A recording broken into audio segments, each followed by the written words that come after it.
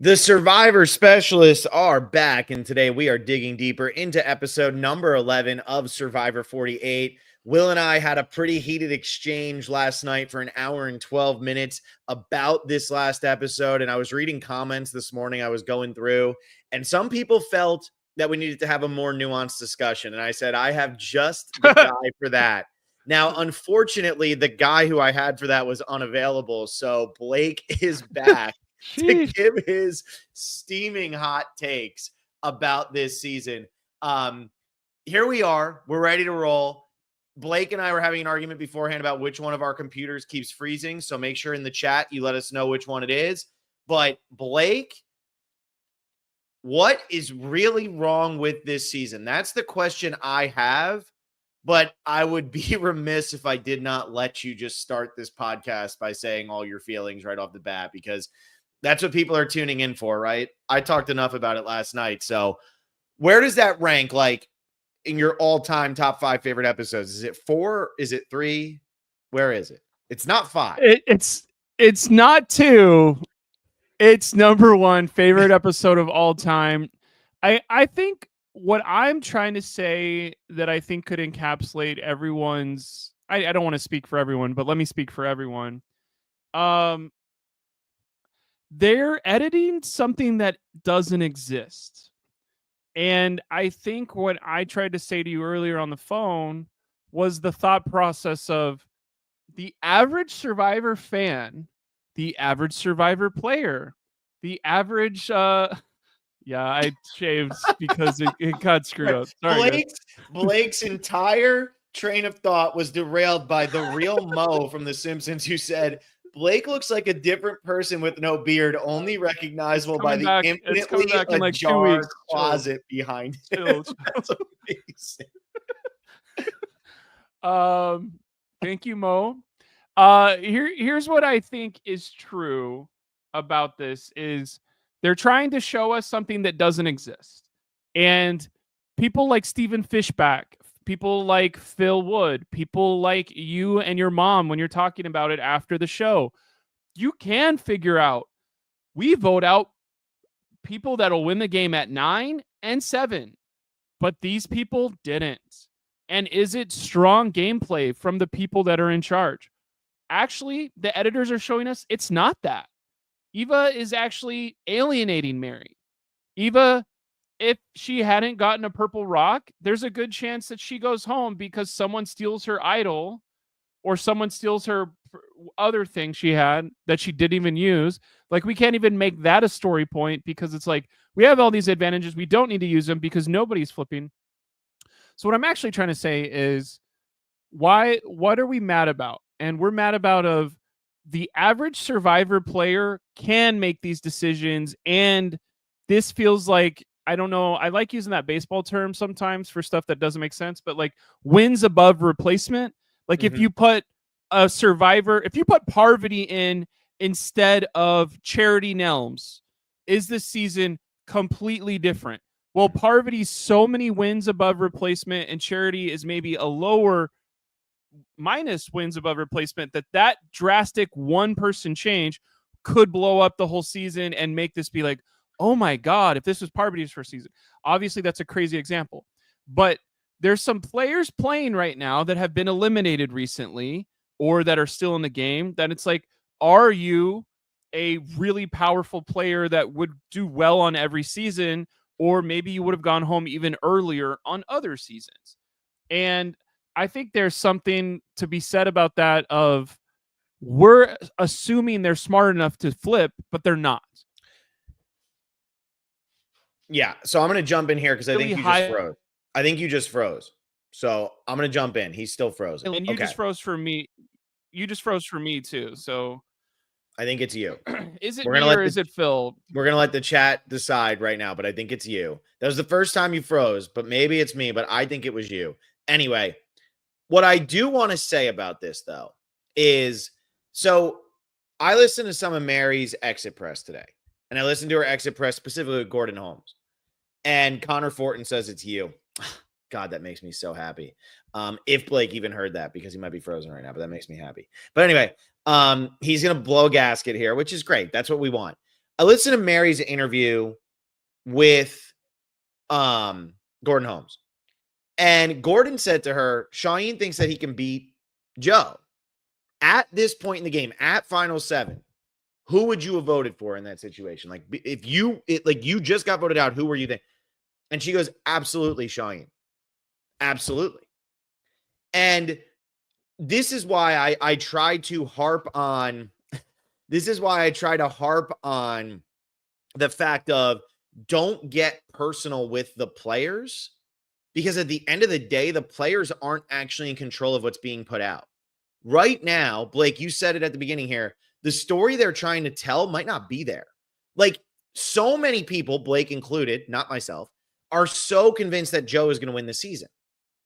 And I have said consistently throughout the season, and maybe I've been wrong for 11 episodes, and it happens, but I have not seen Joe as a winner here. It has not felt right. And now what I'm starting to see is maybe Joe actually isn't in a very good winning position, but maybe because of the Joe and Eva storyline and because of how monumental and big and positive this is for the Survivor community, the editors just aren't including the clips of the flaws of Eva and Joe and the negative things that people are saying about Eva and Joe. Because if Mary is saying, I'm going to vote for Shaheen at that moment, and Shaheen has not made any major moves in this season, although Shaheen had the conventionals last night of, you got to sit there and you got to take it, Joe, just like I did twice, which is fair. Maybe the players actually are right and they can beat Joe and Eva. Maybe Eva's a GOAT and maybe Joe doesn't understand the game as well as we might think he does. And therefore, Kyle beats them both. Camilla beats them both. Shaheen beats them both. And I'm going to say it just to make Blake smile. Mitch beats them both. Maybe Joe and Eva are actually the GOATs. And we've seen this in Survivor before, right? We saw it with Russell. We saw it with Sugar back all the way in Gabon. We have seen seasons where the person who dominates the screen time and feels like they might be the winner ultimately, or is like the fan favorite, is ultimately somebody who does not win at the end against many people. And maybe that's the case this season. And maybe Joe and Eva are getting a little bit of a pass, maybe rightfully so, maybe not. But maybe that is why this is so hard to watch right now and hard to figure out. Because I do think there's a massive disconnect right now. And I've said this all season, but I still think there's a massive disconnect right now between the online community and the offline community. Because the offline community still is enjoying this episode or this season because they love Joe and Eva. But I think the online community, the people like you all who are listening, like Blake who's here, like me who's here, we sit here and we talk about this so much. We live and breathe this stuff that we're sitting here going, this doesn't seem right. This is confusing. And so I do think that part of that is going to the editors, and we're going to talk about what I find to be really wrong with this season as we go forward. But I guess I'll turn it over to Blake of what do you think about what I'm saying here? Does that make sense? I like completely disagree with you of like, I based on what I heard, and then I was like, I'm going to save this for when Phil stops sucking. And then I ADD brained away, but because I'm trying to make my computer go faster at the same time. The thought process I'm trying to say is Joe wins. And I know everyone's supposed to, but you've been wrong a lot, Phil, recently. Because I'm going to go ahead and tell everyone, we said this on a podcast yesterday, that's behind a paywall. Go to Patreon and look at casting.com. But like or maybe this was after this, but it was 10 minutes into the episode. I'm like, well, Mary's going home. And you're like, you're so bad at watching Survivor. And it's like, I just don't see how Joe loses. The whole, even if I was not in the zeitgeist of this podcast and this world, I could believe that Joe wasn't winning. But Joe has been a major focus in all the pre-game stuff. Joe has been a major focus of, wasn't that an amazing moment? Joe, I think we have a thought process of Jeff Probst was like, I don't know about 47, but everybody's going to love 48. What is Just like Jeff Probst? Redemption Island, baby. What is Jeff Probst's favorite seasons? If Jeff Probst was like, everyone's going to love 48, do you think a woman wins? Do you think... But I think Kyle could win. I think Kyle could beat Joe, and Jeff would be like, this was the greatest final two. What a battle, blah, blah, blah. Can I also say this? Did we not discuss what I meant by that text? Are you really going to try to shade me here? I know. I'm trying to... Look at this. This is right back, that brother. bullshit. Blake is getting a job with mainstream media after this, of just like totally taking it out of context. We had a conversation about, I told Blake he's bad at watching Survivor because he gets 15 minutes in and he's already watching Survivor because I only have hope for 10. I never had hope for Mary. Like, there's no way Mary was going to make it to the... And I think one thing that I'm trying to say as well, okay, we have somebody, Blake, name one move Joe has made. He eliminated David and hasn't gone home. Yep. Yeah, like, what are you talking about? What has Will Joe tried done? to say, Will tried to downplay that yesterday, but I agree with you. What are you talking about? He made that move. Joe is literally like, Kyle doesn't want to flip on Joe when it literally only behooves Kyle. Kyle would do, okay, the next episode is called Icarus. Who's going to get too close to the sun? It's not Joe. It's not going to be Joe that flips out. What? Yeah, it's going to be Blake who flips out because he just got the most exciting news of his life. Cody Brayman with the massive. Okay, Joe loses. I changed my mind. Hot take. When Camilla wins, this is the best season of the new era. 43 would have been great until Jesse lost. 44 until Carolyn and Carson. 46 was pointless when Charlie lost. 47 went downhill when Genevieve lost. Okay, you just... Camilla wins. Yeah, you just sent us a great super chat, and I pretty much disagree with every single thing you say, but that's why it says hot take. That's why it says hot take. Cody is so hot. But yeah, I think it's not, are you bad at watching? I'm bad at watching Survivor because I lost all hope for somebody not named Joe winning as soon as he won immunity at the split. I was like, if Joe doesn't go home in the split, then I think all of the stuff I've heard surrounding the season of this is a game of pairs. It's like, okay, is it going to be a game of pairs where it's like two pairs at the end of Kyle and Camilla versus Joe and Eva? I've played a reality game online where that happened, where it was like two pairs never break up on each other and just go, we'll do it in fire. One of my pair versus one of your pair. Okay, does Joe beat Camilla in fire, or does Eva beat Camilla in fire? And that's why it never really makes sense narratively, because how could we pitch this as something more fun? They never made an alliance of just them four, but that is what happened. Like, how does Shaheen get out of here? Or are we going to have a final tribal council with Shaheen? Like, that seems inevitable to me, or they wouldn't put all these Shaheen content in there. I mean, yeah.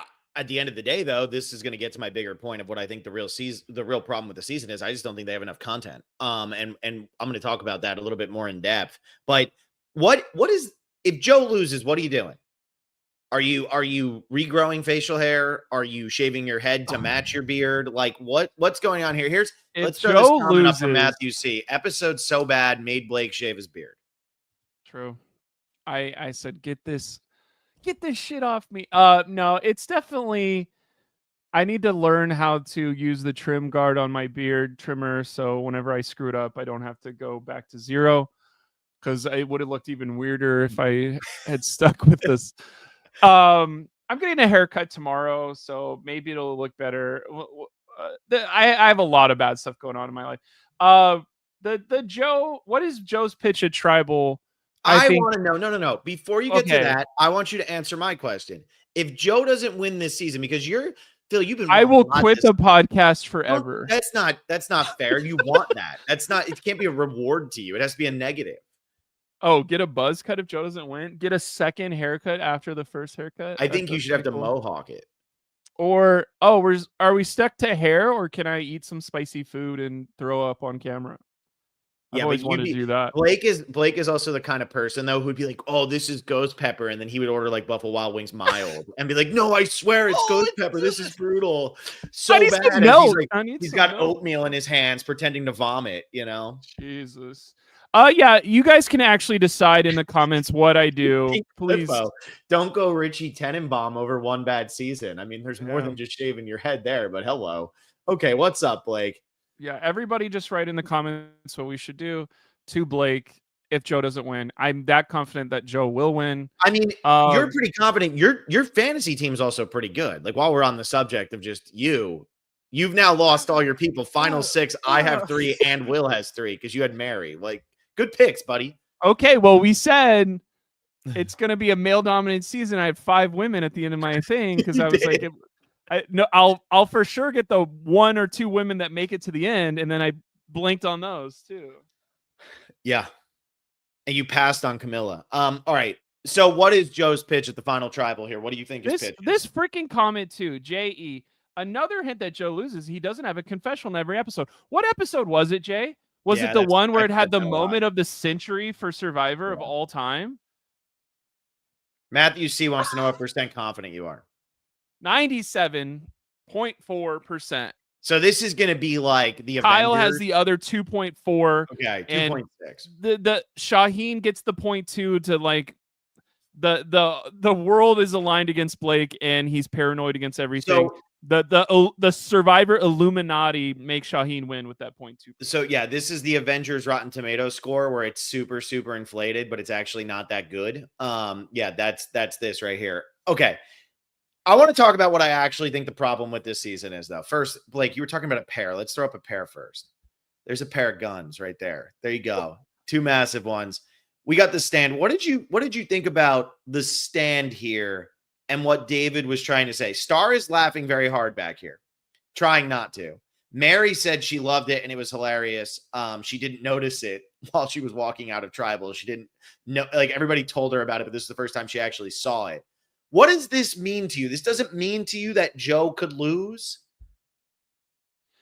I mean, I think I started off this very 20 minutes ago going, the editors are trying to tell you something that doesn't exist. And I think Joe should lose.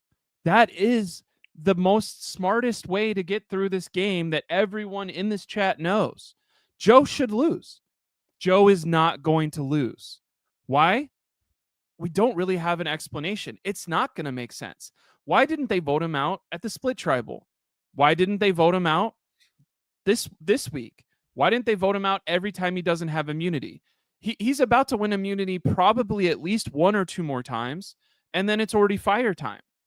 And then where do we go from there? I don't see how you could go, Joe, you didn't talk to me the right way, but you've been dominating this entire season. You have the most immunity wins. You have the greatest story. You literally, I'm going to say, I don't want to say dragged. You brought Eva from a lowest point of her life, and she's in the final 3 with you. We didn't break up your alliance. We didn't send you home. We didn't pose much of a threat to you. You beat us in every challenge that mattered, and you were a stand-up guy the whole way, except for David, who has a really strong opinion, and most of Blake froze. Which you're not supposed to show anything on the jury, but he doesn't know that. He's standing up in a thing for Mary, and everyone that disagrees with David is going to go, yeah, I actually like you, Joe, better than I like David. Let's stick it to David. Like, I think the one thing you're missing here, though, is I don't think the cast is viewing Joe as playing a dominant game. I really don't. He's not playing a dominant game strategically. Yeah, he's won a lot of challenges, but when has that mattered in the new era? It hasn't. And I don't think socially they're viewing him as any better. I mean, Mary saying she'd vote for Shaheen tells me that Shaheen probably doesn't win, because why would she say that in her exit press? But it also makes me think that Joe's not going to get the votes. You know who's not voting for Joe? David's not voting for Joe. Okay, chill out. You don't want me to keep using the pictures you're putting? No, 1 layer left. Okay. Go back to us full screen. We're save that stuff for when it matters. You're ruining my jokes. Here's something, we're not mincing words. Love some of this cast. If this season of Survivor's cast not smart enough to eliminate threats before end, maybe they won't be a traditional jury either. And that's Bro. something that I'm like, if it's not a traditional jury, they don't need traditional things to be right. And if you don't think Joe is dominating, we've had at least Chrissy say at Final 10, Joe is going to run this freaking game to the end. And nobody has done anything since then in 4 votes. Why would that perception change? Does everyone else go? And like, we have Kyle saying Camilla's the sun, the moon, and the stars, but I will choose Joe over her. And it's like, oh my God. Somebody sent another $20. This is Cody again. Another. Sheesh. Kyle's going to get Joe, Eva to flip on Shaheen. Shaheen sticks with the plan and votes Mitch. Siva is going to vote out Joe. This is what the season has been building to. Our final 3 is Eva, Mitch, Camilla, and Camilla wins.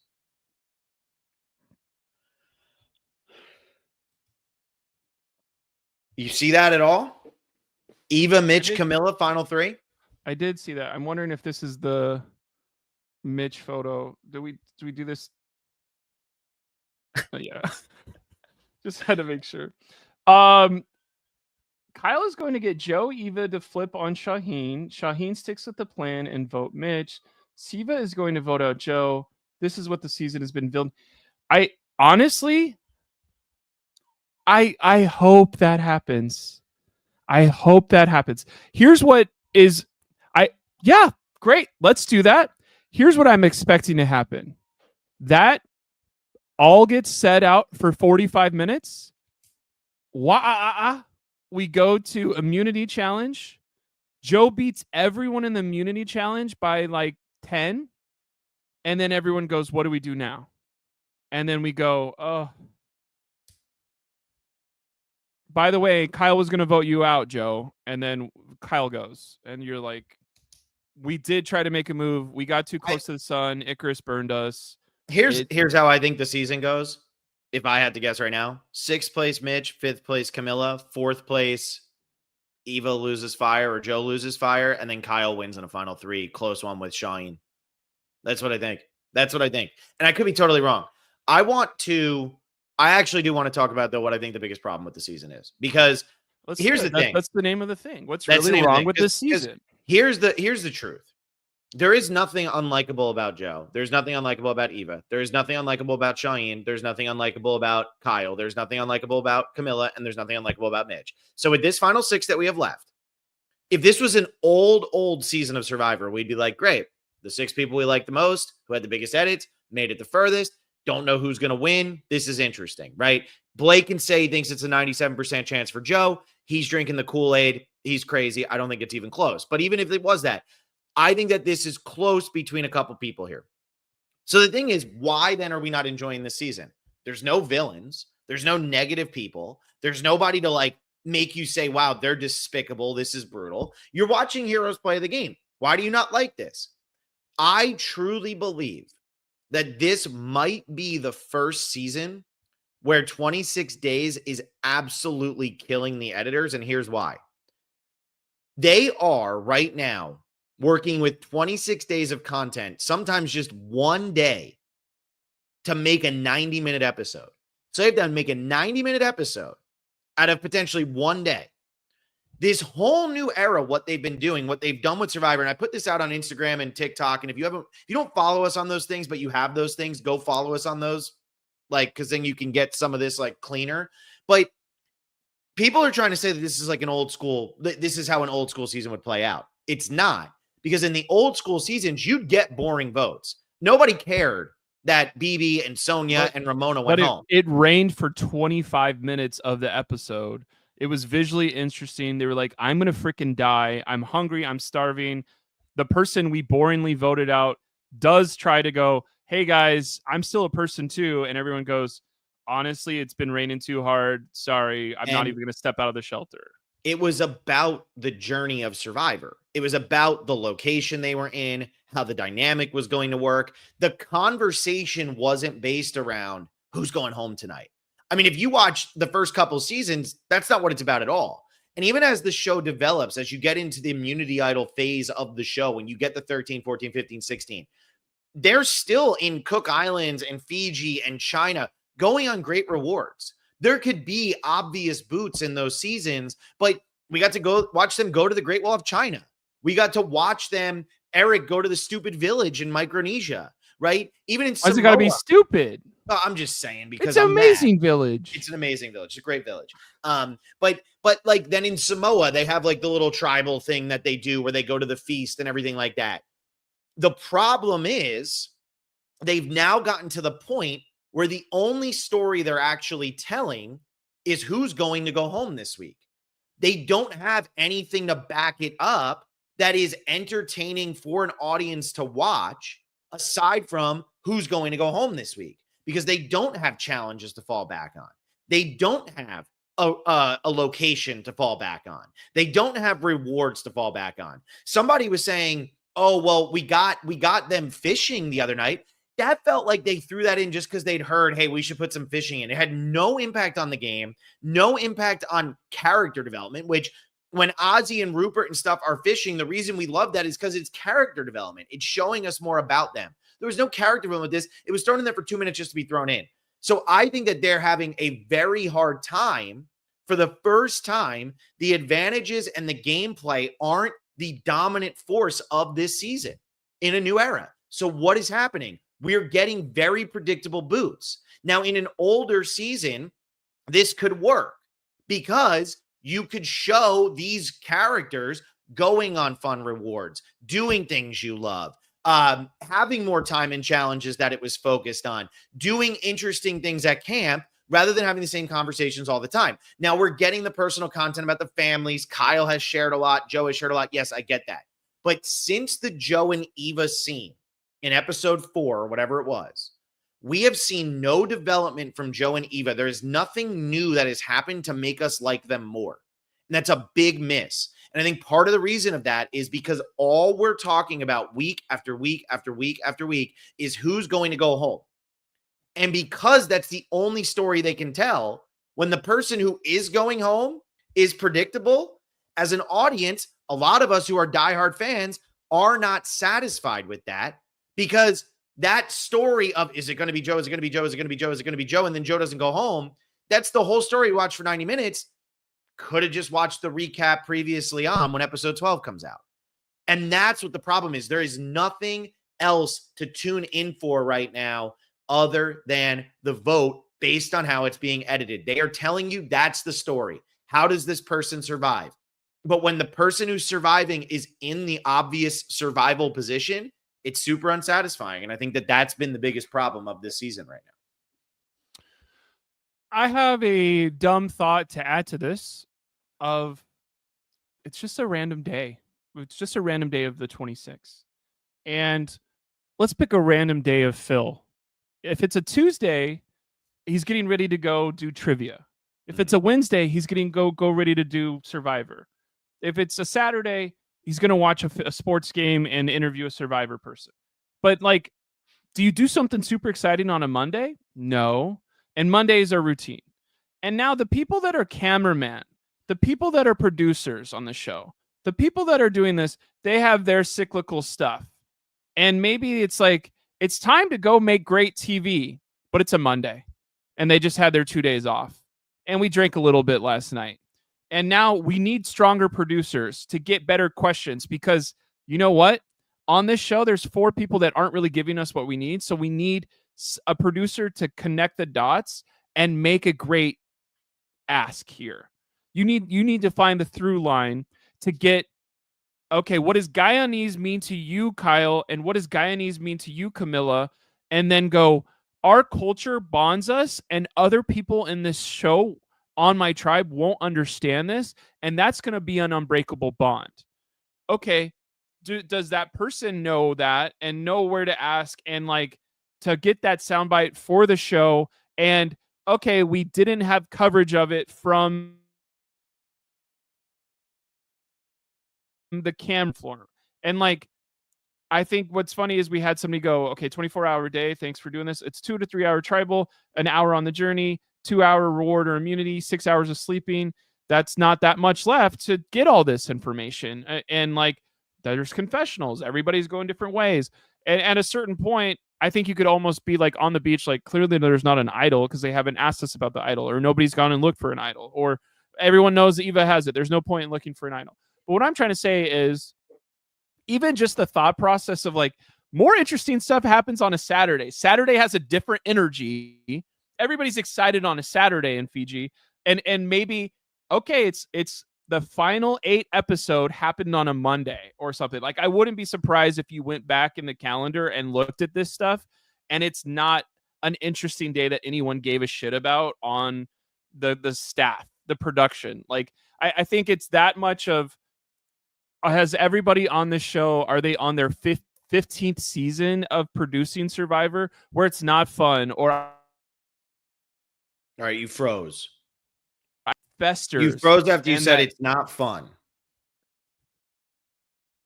Okay.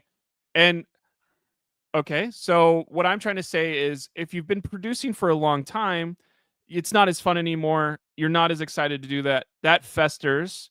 We have stuff in our casting festering, probably because we're not changing it up. The twists are festering because we've seen this eight straight seasons of 3 tribes go. Oh, we're gonna split and come back. And sorry, Neo Kuro. Oh my god. It's just a thing where I'm like, it's the grand scheme of, are you making prestige television? You have to be going above and beyond and trying your best. I don't think that's happening for 48. Well, and yeah, that's I don't necessarily disagree with you. I get what you're saying, but I don't completely agree with you. I just think that, like, what it's coming down to at this point is, no matter what it is on this show that is not working, I think it comes down to the storytelling element of it, right? And whether that's because they're having a bad Monday, or that's because they don't have enough content, or whatever it is, it's the storytelling element that's killing it. And then that makes the castaways get blamed, right? Mitch is getting hate. I saw Camilla had a nice little kill yourself thing this morning. Like, always wonderful to wake up to those. I'm sure if you've played Survivor, almost everybody gets those. And I'm sure it's just so wonderful to be like, oh, cool, this random person I've never met wants to kill me. Like, whoever you are, fuck you. But it's so annoying to see that stuff because the cast is getting all of the heat for this, because the editors on this season are making their cast look stupid. And I don't necessarily think that's the truth. And I think the reason they're looking stupid is because the easiest thing for the story to be told at this point is Joe and Eva are dominating. Joe's the obvious person to boot. Joe's the hero of this season. You know who probably doesn't win Pearl Islands? Rupert, right? He probably doesn't win Pearl Islands. Like, there's a lot of he definitely doesn't win Heroes Villains. Like, there's a lot of people here who might be beloved by fans, but aren't necessarily overly beloved by their castaways. And what Mary said is Joe really wasn't playing the game.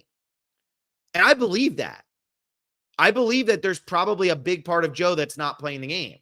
But let's say Joe is the final 4 fire-making fallen angel guy. CBS just made their biggest hero of the new era. Great. But the problem is they haven't actually done anything to make him a bigger hero since episode 4. It hasn't felt like there's been development there, and that's what's driving me nuts.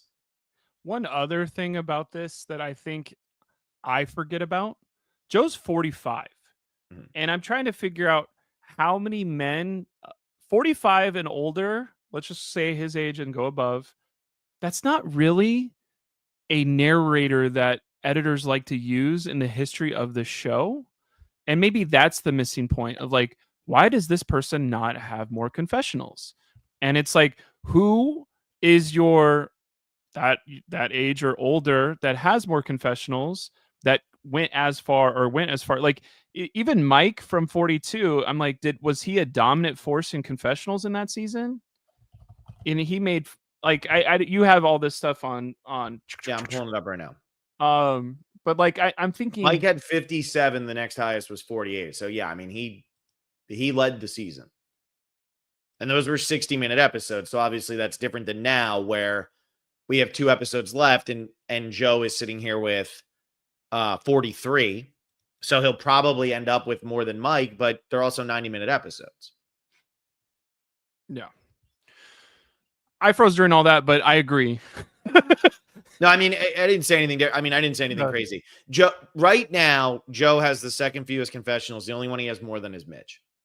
Last night, Joe had the second fewest confessionals in the episode. And I honestly think that Joe might just be getting a Captain America edit because CBS and the producers respect the shit out of the guy. I seriously think that might be it. I still don't see him winning. I think this is Kyle or Camilla's game to win. And I think it's Kyle's. Is this the stuff too of like, there's 4 million voices from Survivor fans where it's like, this is the same old, do something different. And it's like, we are doing something different. Somebody that doesn't get as many confessionals is going to win. And then everyone goes, we hate that too. And I get, I'm moving goalposts all over the place to be like Joe wins. I just don't see how Joe loses. So that's what I'm trying to get. So what are you doing? Again, it's like you can't just eat spicy food because I know you'll cheat that.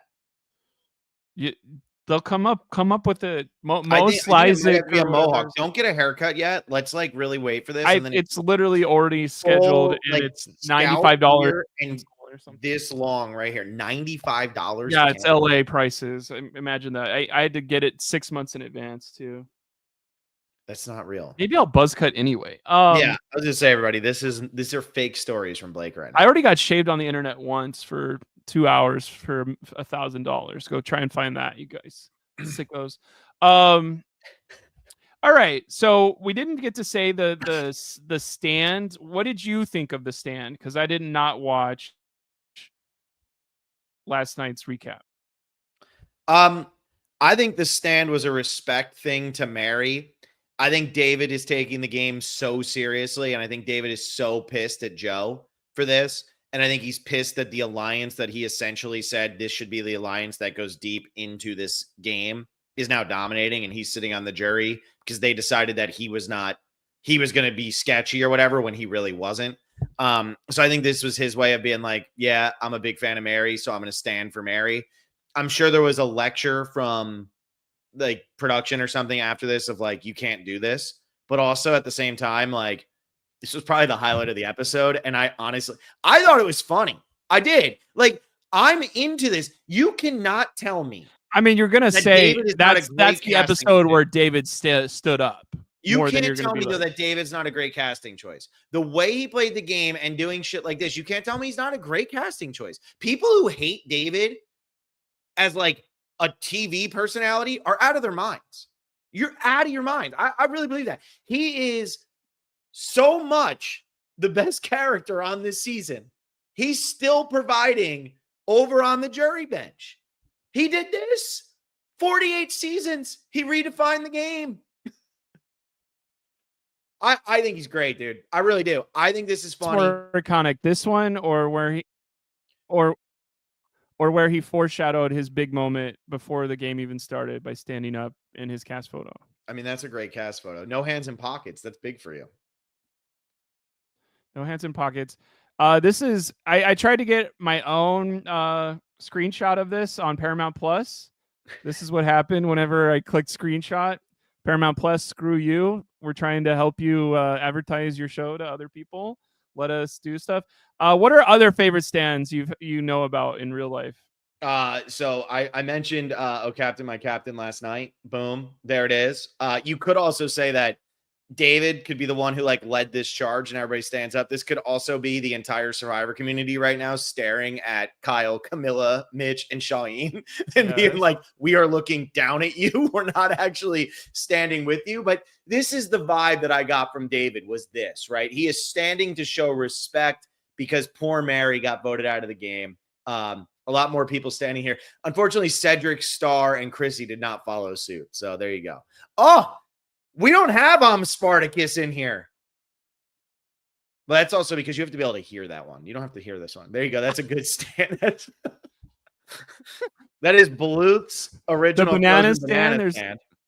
There's always money in the banana stand. I think that's one that you could think of. There is. This one feels like what David was maybe trying to go for. Well, this is kind of cool because if you look at the Christ Redeemer statue, you get the arms out and they get the arms folded and they get the arms in front. And so like it's kind of like an arm exercise, and this is actually why David's arms are this big. So I think this works. I like this. I have not done that. How about this iconic book? I tried to read this in high school, and it is very. Oh, this is an amazing book. I wonder how it ends. Yeah. Ooh, I don't know Never gonna if find you out. watched it. This one was one that you did. Yes, my favorite Dave Matthews Band album, Stand Up. And then if you think we don't know anime, you're out of your freaking mind. This is JoJo Bizarre's Adventure. A stand is a physical manifestation of a person's life energy. It is a power unique to the JoJo's Bizarre Adventure series. And I think These are our favorite stands, by the way. Well, we that's wanted all to of make them. sure we got all of our favorite stands in. But I will say this is my favorite stand. I mean, one of the funniest storylines of any TV show in the history of the show. There's always money in the banana stand, and then that becomes, what do you mean burned? So I told you there's always money in the banana stand. Brilliant. I love that show. That first couple seasons are just so insane. And if you want a direct opposite of stand, we have lay down, let the game pass you by. But you know what? You're gonna be fighting with people on Twitter for the next 5 years, and everyone will give you 200 likes, and it'll be Dude, great. see, you get so bent out of shape over shit like this. Like, there's no reason to be that mad at Mitch. I There's didn't not. say anything. I didn't even say his You name. just What said I could you be talking let about Joel. the game. You just said you could let the game pass you by and argue I with never people said on that. Twitter, but at least you'll get 200 likes. I never said that. That literally, you cannot even go back 15 seconds and find that. I mean, this is crazy. I think, Blake, if Joe doesn't win, if he loses, I think you might have to put out a 2-minute episode just apologizing to Mitch for thinking that Mitch was allowing Joe to win this game and for just being a Mitch hater. You're a Mitch hater. You're a little Mitch. Mitch went to the rival college that we just don't respect, and that makes more sense. Now it makes more sense. I'm tired of them clogging up my reality shows. I don't know what Jesse Tannenbaum loves about Texas A&M. He's never been to Texas to probably know that don't put Aggies on your freaking reality show. But Texas A&M, Texas agricultural and mechanical, isn't it mining? Aggies. I think it's mining, isn't it? Mechanical. Come on. Are you sure? Mining is crazy in Texas. What mines are in Texas? Yeah, it's agricultural and mechanical. Right. I don't know, dude. What mechanicals are in Texas? All right, anyway. So I just think, like, again, we're trying to be a little more nuanced because obviously last night I was heated. And this all just comes back to, I want Survivor to be good. Like, some people don't want the show to be good. Some people just want to hate watch. Here's one of them. Okay. You know, there's the man sitting there. I'm just saying, I don't think Blake's ever called me and been like, yo, I'm so happy that was a good episode. Blake normally calls me and is like, yo, I'm so ready to shit on this. Like, that's Blake's thing. That's Blake's move. That's his MO. That's how he goes. But I do feel like there's people who really want to hate it. And obviously Blake's not one of those people because he's sitting here and he podcasts about it and he wants the show to be good, right? He wants it to be the glory days. But there's just something missing right now. And I think about one of your favorite seasons, Blake, Panama. That is such a predictable boot order. But it ultimately comes down to the fact that the story that's being told there is so compelling because all of those characters, what they're doing feels right for them, right? You could question, really getting rid of Courtney, really getting rid of Shane, but the reason why those people go when they go makes sense. Last night, I can't give you, based on the edit, a single reason why Mary was a better move than Joe. I can't. Not a single reason. But those reasons exist. We're just not seeing them. And that's what's making this so hard to watch. What is making this so hard to watch is I am not a big move-itis kind of person. I'm not. I might sound like it over these last couple of episodes, but I'm literally not. I am all about you play the game that makes the most sense for you. And if that leads to Kim and Boston Rob, those seasons stink.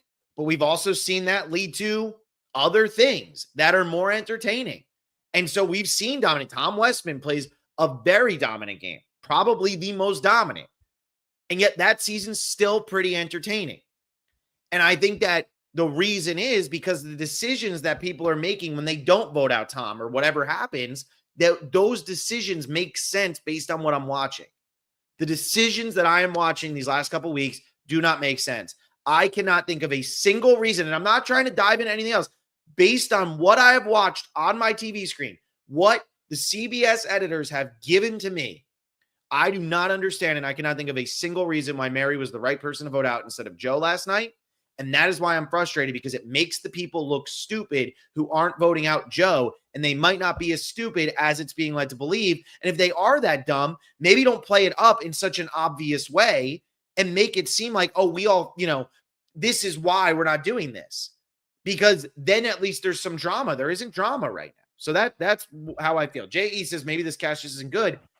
I really don't feel like that's true. I don't. Well, then what is the problem? Because I'm asking you. Can you think of a single reason why they voted out Mary? I mean, what I'm trying to say is it would have been a lot more funnier, or we would have had more. Oh, you probably live in a shitty apartment. Like, that's something I'm going to remember for the rest of my life. What was said in this episode that people are going to remember for the rest of their life? And the editors chose to show Shaheen sing and then put a song. They literally made a musical arrangement to make it fit perfectly, like he was singing to this musical arrangement. Then it's time for Shaheen to vote, and he said wahaha and closed the vote lid. And like, this is stuff they're like, this is amazing. Like, the producers in the back in the day would never go, oh, I'm really glad someone's singing. Like, we haven't had moments like that all the time. Well, and sorry to interrupt, but Jeff always says don't play a character, and that does feel like you're playing a character. So go ahead. True. We want to see your true self. My number one thing for all your audition tapes is show us who you really are. And then when you get on the show, it's like, let's be the person. Like, there's been like 7 musical moments, or and like, I think I always dog on Shaheen a bit, but like, why is Shaheen doing the wahaha while he puts the vote down? Is it popping in his head and he's like, this would be funny? Is he planning it when he's sitting down? It's almost time to my vote. Like, I don't mind. Like, I think one thing that popped in my head, he's a debate professor. Impromptu speech is something that you learn in speech class in every high school. Everyone knows what an impromptu speech. 3 minutes about a topic. Boom, boom, boom, boom, boom. The one I did in college, it comes full circle. I think we already talked about this. I did a speech about milk in college, and it was my impromptu. I nailed it's really hard. Impromptu is really hard to get a good grade on, and at least in my speech class, because you got to hit all this stuff in 3 minutes. Go. And we tell you the topic 5 minutes before. And who's going to be the best at that? Shaheen. You have 3 minutes to think about this. Jeff just gave you this. You have 3 minutes. You're going to think about it. Now say, boom. He's equal parts really good at improving and really good at, like, I have a little bit of time to say something. I'm going to say something funny every time. And like, some of the people in the past have been more naturally funny. I also think we need Say to get to Final 5. Like, that is a way better season. And unfortunately, Say was driving me crazy. But if Say makes it to Final 5, at least we have the Say moments on every single episode. And then we're like, how is Say still in there? Say does her stuff of, like, she's driving people crazy by eating the fruit too early. Like, those are moments that drive the natural tension. If there's no natural tension and there's no game tension, because we've all decided let's go to Final 4 with this crew, we need tension. If there's no game tension, there's no starving, and there's no entertainment tension, then what are we doing? And Rome, the host, here he is. Rome, entertainment matters. And it does. And I think that's the other thing too, right? Like, I understand if I played Survivor, and I've said this throughout the entire time I podcasted, right? I've done this for 10 years. And this is what I always say. If I'm out there, I don't care if I'm entertaining you. I want to win $1 million. Like, I'm not playing to play again. I'm playing to win $1 million. Right. That doesn't mean that I won't be entertaining. I think I'm a pretty naturally entertaining person. I don't know. Maybe I'm a dumbass. But I feel like I would be somewhat entertaining. But if I'm not, I'm going to play the game that makes the most sense for me to win. I think what's been frustrating about this season is the way it's edited. It feels like we're not actually seeing them make the decisions that are best for them to win. Matthew C says Blake's Wi-Fi can't even handle this season. Yeah, I don't know what's going on. I refreshed my computer and I don't know. It's But gonna be a disaster. But I think that's the thing, right? And I hope that, the cast, I hope they just keep going back at people and then come back at me. I don't really care. I don't feel like I've been that mean. I don't feel like, honestly, Blake, you have either, even though I give you a hard time. I don't feel like any of us have. But it's like, you can't get mad if we're not entertained by watching very, very, very basic stuff. And you can say, well, this is because of the editors or whatever it is. But at the end of the day, like, I want to be entertained. And I will say this: Jeff's read that he doesn't want villains on the show is not a good one. What was said? Say was villainous, but she was just Okay. driving people crazy. That's a villain. Yeah. Who else was driving people crazy? Come Mitch. on, dude. I clicked the David photo first. So he puts up the Mitch photo. This is what I'm talking about. So who else driving people crazy? David's driving people crazy. Yeah. What is David? David's a villain. David wanted to come in and be a hero, but ultimately, in the context of this season of Survivor, David was the villain. And now we don't have Charity. Charity was driving people crazy. Yeah, they just didn't edit Charity much at all. But yeah. What I'm saying is villains are a good thing. And this is what happens. See, when people try to compare this to old school, when was there ever as kumbaya of a 6-person alliance as this 6-person alliance in old school? It wasn't in Borneo. It's maybe like twice. Hated each other. It's maybe like twice before this season, and it is one world and like one other time. They hated Alicia and Kat. They didn't like Alicia and Kat or Christina. They hated Christina Chop. Yeah. Trust me, this is probably an outlier. Yeah. And like I do think 49 already happened, and Jeff said you're gonna love 48. 49 is happening right now. So Jeff probably isn't even listening to you guys complaining right now. Yeah. I'm hoping that they were like, we need to be more like 47 or 30 or 20 or 17. We need to be more like this era, not like last season. Because if they're like, wow, they're going to love 48, let's run it back and try to do that again. What are you going to do a year? Or it's not a year. What are you going to do 6 months from now? Like, we're all going to watch 50 no matter what. Please don't make us have a shitty 49. Please. I do think, though, like, if you were to say run this back, if you cast similar characters, that boot order just better be different.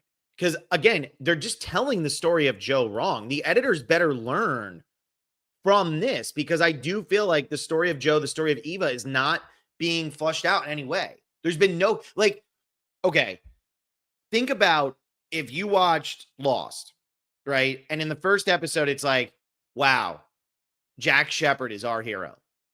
And then for the next 5 episodes, Jack literally did nothing except be there, and he's the hero. That's what's happening right now. They're not developing him. Jack is the one who has to save Charlie from the cave. Jack is the one who has to help Locke with whatever, or he's doing this while Locke goes and hunts. He's the leader. We're seeing character development. From Joe and Eva, I understand they're real people, but there's something there that you can use to develop their character as they move forward throughout this game. I still don't think Joe wins, though. I think you're crazy. Okay, so here's something that is crazy that you... We'll see. Frozen. We'll see. We're going to try this again. Your Wi-Fi is killing you right now. So you just said, here's something right now, and then you totally froze. So Lost, you just mentioned this. Lost came into my head yesterday about this season. It's clearly the Lost 5 main characters are Jack, Sawyer, Locke, Kate, and I say those are the main 5. I have no idea who your 5th one was because you froze again. Hurley. Oh yeah, Hurley. Yeah. That's good. David Duval says, Blake, stop stealing the neighbor's Wi-Fi. God, obviously I can't do anything in the next 5 minutes, so let's just end this shit. But like, okay, so the 5 main characters of Lost, you want their story to keep going. And what's your favorite episode of Lost? It's not the one where it's like, oh, the woman that's lived on the island, we get a look into hers. It's like, no, we got to go back to Jack and Kate. And like, that's what it feels like now, of like, they just cared about these 5 people that are going to make the final 5. Anytime it's like, what did Mary have to say? It's like, oh, it didn't really matter, but here's the Mary episode, quick. And you're like, your favorite episode of Lost is not going to be buzz Mhm. cuts, fixed Wi-Fi. I mean, although I can argue that like Desmond's episode is pretty much considered the best universally, and that's Well, I knew you were going to pick the one outlier and say it. Oh, Mitch it's could possibly literally, win. if you were to Mitch ask could most possibly people, the win Kate because episodes are generally considered the worst. I'm just saying, like the Kate episodes pretty much universally suck. okay, put 48 out of its misery, put me out of my misery. I'll go click some Yeah, Wi-Fi. Blake needs to go, and he needs to go outside and like, I don't know, man, move closer to the router, something. Maybe also stop. screaming in my room. David says stop downloading Joe picks. I mean, it's because Blake actually was trying to make a like a blanket t-shirt collage, but of his just for his background of this picture. That's why Blake is having such screwed up internet right now. If Mitch wins, this will be Gabler 2.0. Mitch is not winning. Please, God, don't say that. And Gabler 2.0, that's not true because Gabler's edit was much better than Mitch's throughout that season. People just that gif that's going everywhere. Dude, Mitch. the gif of him wagging the finger is so good. Oh my God. All right, before you go, you have to do this. You got to do this. And hopefully you can get through it. I'm just going to says, Blake, give me everyone's winner chances, full seriousness. And then he says, then Phil, give me yours to bring us back to reality. So go ahead, Blake. Be as serious as you can. Okay. Are you still saying Joe at 97.4%? You gotta just let's let. Okay, here we go. Mitch 0. I hear you. Keep going. Oh, I don't hear you. Who's left? Who's all left? Hold on. Oh, You Shaheen. said Mitch 0, and then we didn't hear Shaheen. Shaheen is at like 2. Sure. Eva, I don't think is going to win. So I'm going to go 0 for her because I don't see her cast voting for her to win. 97.4 is Joe because of all that. I don't see how Camilla makes it to the end currently. So she's at a 0. And that means there's how much left for Kyle? How much did you give Shaheen? 1 or 2? Like 1. So okay, so Kyle gets 2.6 or something, or 1.6. Yeah. Okay. To bring everybody back to reality, Mitch has 0.1%. Eva has 0.2%. That's how little chance I'm giving Eva right now. I would then say Joe has probably about 11.7%. So that gets us up to an even 12. That's good. I needed that. So cool. Joe has 11.7%. Next, I would say is probably Camilla. And I'm going to say she has about 15%. So now we're up to 27. I'm going to say Shaheen has a 20%. So now we're up to 47. And Kyle has a 53% chance, which brings it to 100. All in the noggin right there. And all of that is so much more accurate than whatever the hell Blake just said. 97.4%. It sounds like you're trying to hedge your bets instead of being confident at all. I'm giving real percentages. So you're saying right now, if you're a Las Vegas sports book, let's get Jelinski on the phone real quick. If you are a Las Vegas sports book, 97.4% would essentially be, I don't know, this team's winning by 2 touchdowns, has the ball, and there's 4 minutes left in the game, and it's first down. The other team has 1 timeout. You're saying that that's Joe right now. You're going to make this minus. Hold on. I actually have an odds calculator because my job is to be a degenerate. So hold on. I'm going to figure this out because this is good. So implied probability, 97.4% to American odds. If you convert that, I actually have to convert it from American odds to implied probability. Hold on. What's going on here? You are saying that you would make him negative 3,700, which means you have to bet $3,700 to win $100. That's what you're willing to put on Joe right now. $3,700 to win 100. That's how confident you are. But I think what's so funny about this. So that's the punishment. If Joe doesn't win, you have to pay everybody who's listening right now a grand total of $3,700. So everybody make sure you send in your bank account numbers or something so that he can get it all in. Blake needs to dish out $3,700 because he's that confident he's going to do it. I just so you have to make the final 3 to win. 3 people aren't going to make the final 3. That's why I have them so low. Or 2 people of that. And Eva, I don't think could win even in the final. So the whole thought process of drawing dead. So now you split the 100% between 3 possible winners. You know how much I don't like Shaheen. And Kyle's stuff has been all about Joe. And that's the most succinctly way I can say it to make my 97 make sense to a larger people that think about it.